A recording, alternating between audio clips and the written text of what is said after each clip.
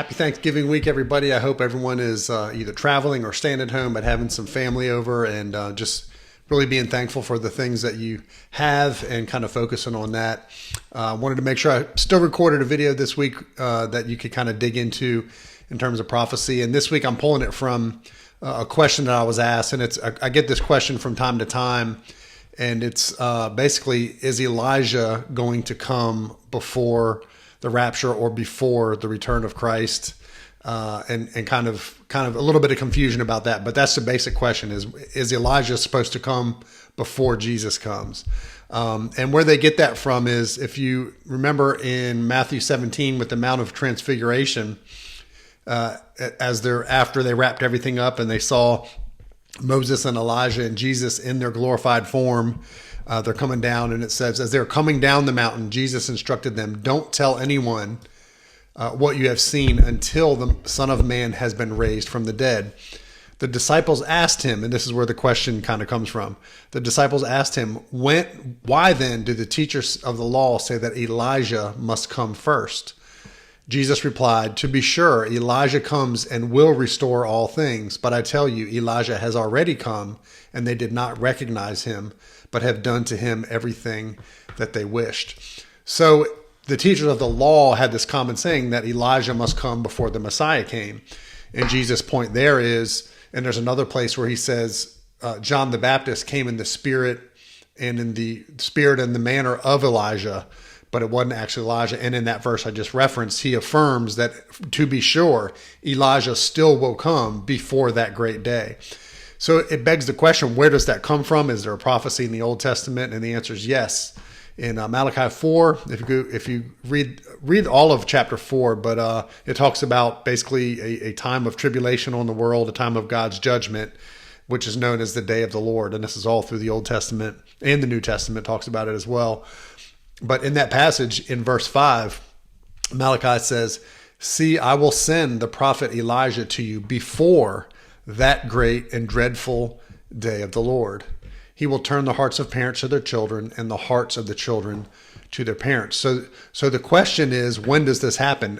The time clue we're given here is that it's before the day of the Lord, before the tribulation period, which starts with the confirming of a covenant based on Daniel 9:27, or if you look in Revelation chapter 6, when Jesus starts opening the seals, that's the beginning of the tribulation. So this prophecy says that Elijah would come before the day of the Lord. So Jesus says that was partly fulfilled in John. John came in the spirit of Elijah, but he says, but still there's coming a time before the day of the Lord that Elijah himself will come. Now, the question is, when is that going to happen? Is that going to happen before the rapture, after the rapture? I believe in a pre-tribulation rapture. I believe it's going to happen after the rapture, but before the beginning of the Daniel 70th week, the 7-year tribulation period. A lot of people don't realize, they think the rapture is what starts the tribulation period, but it's not. There's actually a gap period between the rapture and the actual official beginning of the day of the Lord. So there's a gap there. We don't know how long that is. Could be days, weeks, months. Excuse me. I tend to think it's going to be a pretty short amount of time, but I believe Elijah shows up on the scene. As a matter of fact, we read a little bit about that, I believe, in, excuse me, I'm kind of fighting through a cold. When we get to Revelation 11, we discover these two witnesses. And it doesn't say who they are, but they perform the same signs that Moses and Elijah performed. Moses and Elijah showed up on the Mount of Transfiguration, so there's a tie-in there. So we don't know for sure who they are, but it seems logical to me that it's Moses and Elijah representing the law and the prophets. If you've studied this before, the tribulation period, God's focus is now off the church and he shifts it back to Israel. So he has these two Jewish witnesses prophesying in Jerusalem. And I believe out of their ministry will come the 144,000 Jewish witnesses who are called the first fruits of those saved in the tribulation period. First fruits of all the Jews that will be saved by the end of the tribulation period, as it says in Romans 11:25, that one day all Israel will be saved. But there's a process here. So I believe the two witnesses show up on the scene sometime probably right after the rapture and the chaos and the aftermath of the rapture. They're in Jerusalem. They're prophesying.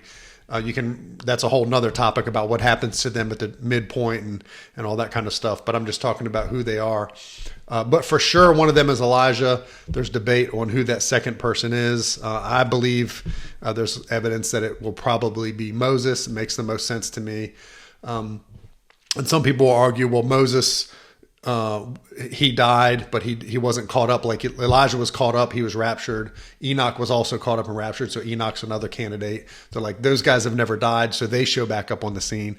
But there's something really mysterious about the body of Moses. If you read Jude, there's Satan and Michael fought over the body of Moses. So there's something special there. There's something going on, probably some mystery we won't understand until we see it in hindsight.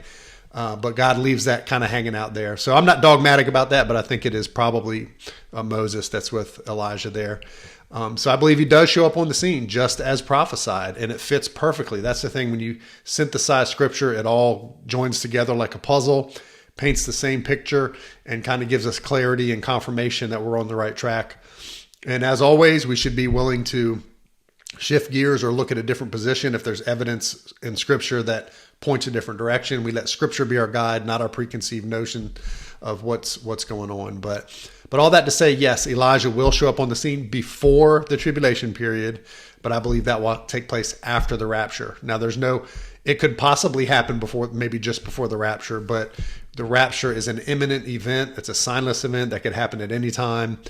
So to me, it makes most sense that Elijah and Moses would show up on the scene right after the rapture, maybe right before or around the time of the confirming of that covenant that starts the day of the Lord. So again, looking at the prophets of the Old Testament, looking at synthesizing it with Revelation and the words of Jesus, it all links up. It all makes sense. It's an exciting thing to study. It drives you deeper into Scripture.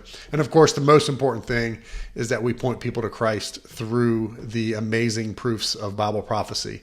Fulfilled prophecy is a great apologetic that the Bible can be trusted, and that God says what he means and means what he says, and he's a promise keeper. And it's also a great proof for the hermeneutic or the Bible study method that says we can trust that what God said is going to happen in the future will also come to pass, just like all fulfilled prophecy did. So lots there to chew on. Be sure to like, share, subscribe, and have a fantastic Thanksgiving. And I'll catch up with you next week, Lord willing. Take care.